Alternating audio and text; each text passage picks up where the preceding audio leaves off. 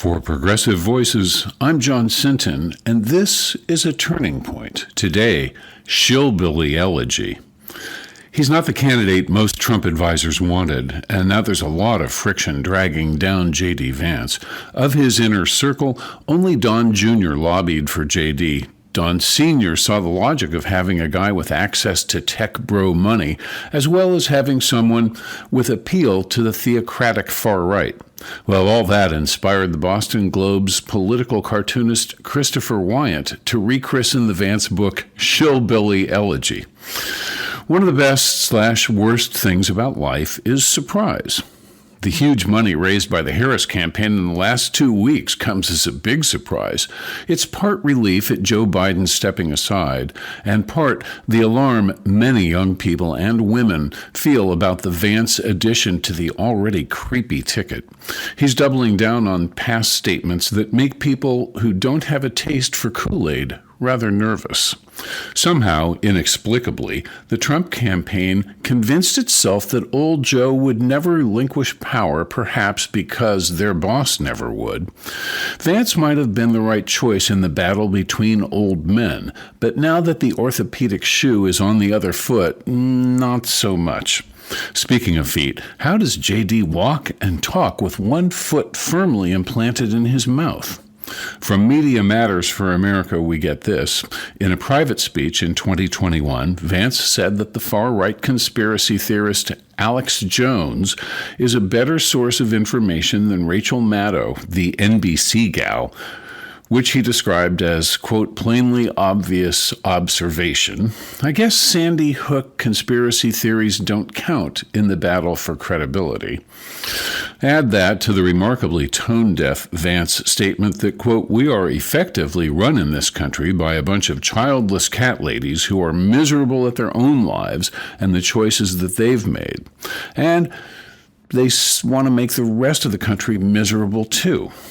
He can now check the alienate women box.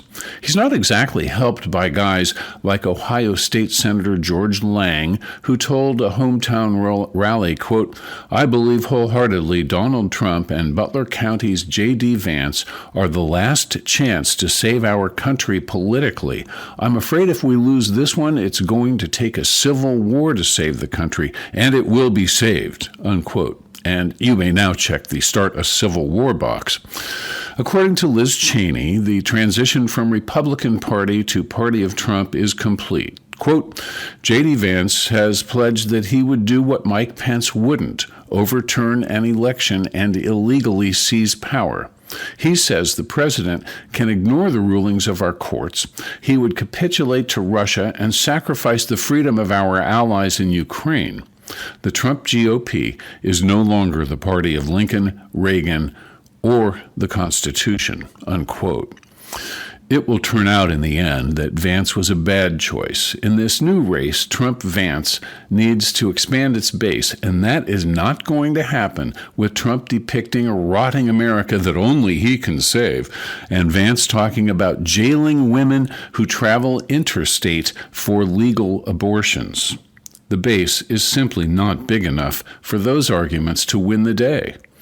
It's almost comical to watch the Republicans flailing about how the Democratic Party is cheating, that they are somehow not allowed to change candidates. They were well prepared, coasting even, to beat a Biden-Harris ticket, but now they're back on their heels, wondering how to address the age problem, which is newly theirs, or the idea problem, what with the malodorous Project 2025 hanging around their necks. It's worth noting that their lead author, Kevin Roberts, said the revolution will be bloodless, quote, if the left allows it to be, unquote. You should now recheck the Civil War box. Can Vance out Palin? She was the not ready for prime time running mate of John McCain, whose ill-considered and unserious remarks sank his chances at winning the presidency. Presumably, it's the same with denigrating childless people as bad role models and bad politicians. That is an unforced error.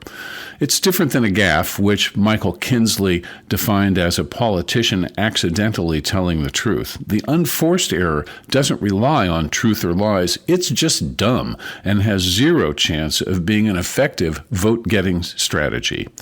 JD is a young liar who has not mastered Trump's ambiguity that always leaves wiggle room for an interpretation. It'll be interesting to see if he reels himself in. He missed the chance the other morning when he doubled down on his crack about single cat ladies by saying he likes cats, and by implication, not childless women. We're talking acute foot-in-mouth disease here. A guy who says with a straight face that Alex Jones is more trustworthy than anyone, let alone Rachel Maddow, is adjustable. Adjustable in his powers of observation and adjustable in his integrity and ethics. For Progressive Voices, I'm John Sinton. Go to the on-demand section of progressivevoices.com or the PV app and look for A Turning Point. Hi, this is Randy Rhodes right here on the Progressive Voices Network. PV brings you the best progressive audio and video in one free stream. Stephanie Miller, Tom Hartman, Randy Rhodes, David Packman, Brad Friedman, and more. Search Progressive Voices on the TuneIn app. Download the free Progressive Voices app or go to progressivevoices.com.